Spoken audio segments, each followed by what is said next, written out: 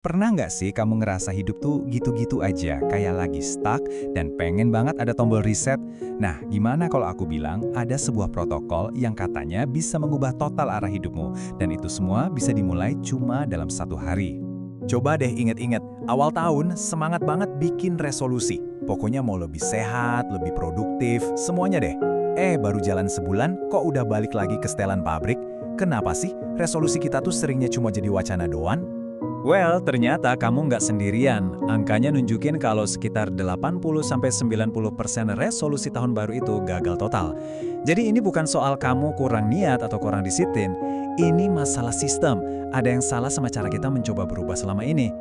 Jadi, dengerin baik-baik, berhenti nyalahin diri sendiri. Masalahnya bukan di kamu, tapi di strateginya. Kita selama ini fokus ke hal yang salah. Sekarang, ayo kita bongkar bareng-bareng strategi yang beneran bisa jalan.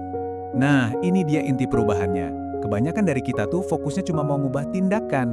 Misalnya, aku mau baca buku tiap hari. Tapi cara ini berat banget karena rasanya kayak maksa diri.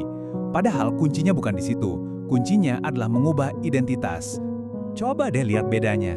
Kalau kamu fokus ke tindakan, itu butuh willpower yang gede banget dan gampang bikin burnout. Tapi, kalau kamu fokus ke identitas, misalnya dari orang yang berusaha jadi penulis, menjadi aku adalah seorang penulis, tindakan menulis itu jadi otomatis.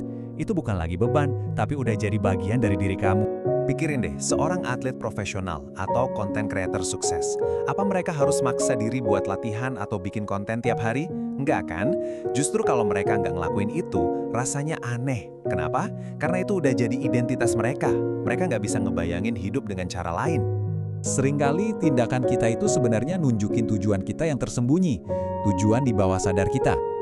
Kamu mungkin bilang mau mulai bisnis, tapi malah nonton serial seharian. Artinya, tujuan bawah sadarmu itu sebenarnya cuma cari kenyamanan. Nah, buat mengubah tindakan, kamu harus ngehack tujuan ini. Dan itu semua dimulai dari mengubah identitasmu. Oke, teori cukup. Sekarang kita masuk ke bagian yang paling ditunggu-tunggu.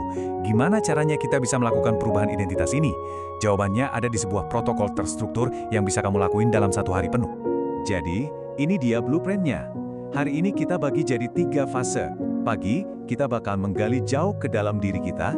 Siang, kita hancurkan mode autopilot yang selama ini jalan.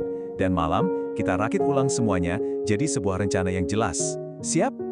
Oke, fase pagi. Ambil waktu tenang dan lakuin 3 hal ini. Pertama, tulis antivisi. Bayangin sejujur-jujurnya seberapa suram hidupmu 5 tahun dari sekarang kalau kamu nggak berubah sama sekali. Kedua, tulis visi idealmu sedetail mungkin. Terakhir, tulis pernyataan identitas yang baru. Aku adalah, dan definisikan versi terbaik dari dirimu. Lanjut ke siang hari. Setel alarm di HP kamu buat bunyi setiap jam. Nah, setiap kali alarmnya bunyi, berhenti ngelakuin apapun. Terus tanya ke diri sendiri, tindakan yang lagi gue lakuin sekarang, ini ngebawa gue lebih dekat ke visi gue, atau malah ke antivisi yang mengerikan itu? Ini cara ampuh buat sadar dari mode autopilot. Malamnya, ini saatnya kita menyatukan semua kepingan puzzle. Ringkas visimu jadi satu kalimat yang gampang diingat. Terus, kita pecah-pecah. Jadi target 1 tahun, proyek 1 bulan, pencapaian 1 minggu. Dan yang paling penting nih, tentuin 3-5 aksi harian yang non-negotiable. Wajib dikerjain, nggak ada alasan.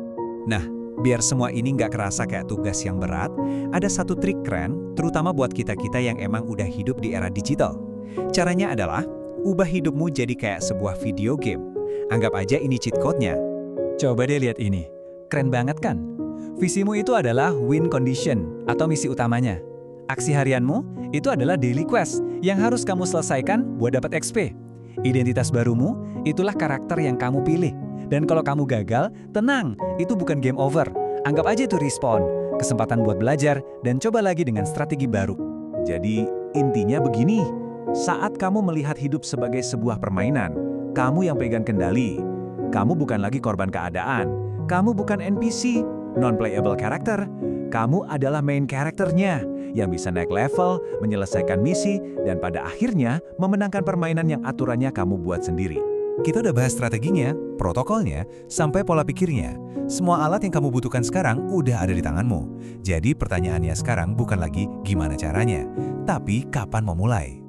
So, aku tinggalin kamu dengan satu pertanyaan terakhir. Papan permainannya udah siap, aturannya udah jelas, karaktermu menunggu perintah. Permainan ini sudah dimulai. Apa langkah pertamamu?